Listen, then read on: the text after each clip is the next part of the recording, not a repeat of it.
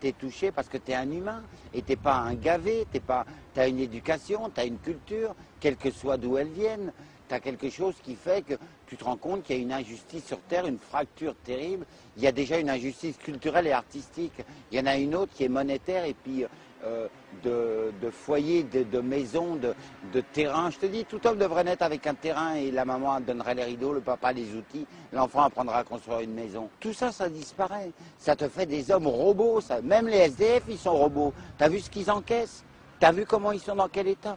Et ils vont encore durer 10 ans comme ça. Un jour, ils tomberont, on n'en parlera plus, on ne saura même pas qu'ils existent. Il y a un truc horrible de culture fait par les médias et tout ce que tu sais, les fenêtres de HLM, de la télévision, là. Tout ça, ça gave, ça gave, ça gave. Alors maintenant, on ne regarde plus les pauvres, on appelle la police ou on passe le trottoir. Mais malgré tout, il y a des sacrés bonnes gens hein, qui ne s'arrêtent pas forcément pour donner, mais qui te donnent un petit conseil, qui t'amènent des plats, qui finissent par te sortir de tout ce plomb où tu baisses les yeux. Pas parce que je suis miséreux, je ne le suis pas, mais parce qu'il y en a d'autres qui gagnent pas ce que je gagne en faisant la manche, même en touchant ma pension. Je suis sous curatelle, excusez-moi, Monsieur le Président. Vous gagnez des milliards. À quoi faire? Non. C'est la révolution, quoi. Mais il faut gommer le R de révolution pour faire des évolutions et des circonvolutions, c'est beaucoup plus rigolo. Parce que les révolutions, ça fait toujours des vengeances. Des armes, des guerres. Ah, mais on est mal barré, hein. Nous, on ne le connaîtra pas. Hein. On ne connaîtra pas l'amélioration ou la voie ou la direction ou la lumière qu'amènera un parti ou un président ou un groupe d'hommes et de femmes qui auront vraiment un autre pouvoir. Mais tes enfants commenceront, ils n'iront pas à McDonald's, ils iront pas à Walt Disney, ils iront écouter les contes roumains, tchétchènes, yougoslaves, qui sont pas mystiques, mais qui sont d'une beauté qu'on n'apprend jamais aux enfants en France. On apprend De Gaulle, on apprend les Gaulois, Astérix. C'est beau Astérix, mais il ne faut pas abuser, c'est devenu McDonald's, Astérix, maintenant, quand tu achètes un Big Mac.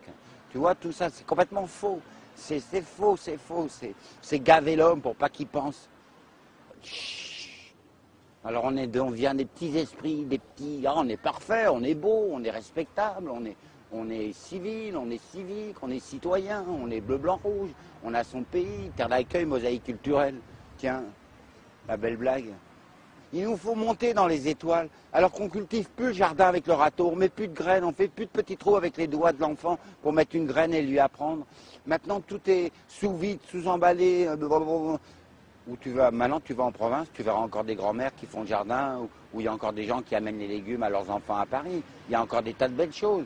Mais tout ça, un jour, on te le fera payer. Comme on fait payer le regard au SDF quand il demande une petite pièce. Tous ces gens nickelés, propres, brillants, sentant le parfum ultra chic. Mais ils te pompent les yeux quand tu leur demandes une petite pièce, ou même un renseignement. S'il n'y a pas un foyer ou un truc, ils t'envoient balader. Enfin, c'est un peu l'amalgame, mais il y a une injustice culturelle et artistique de consommation qui est horrible,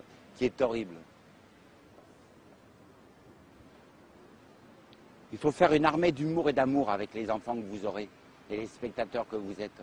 Une armée d'humour et d'amour.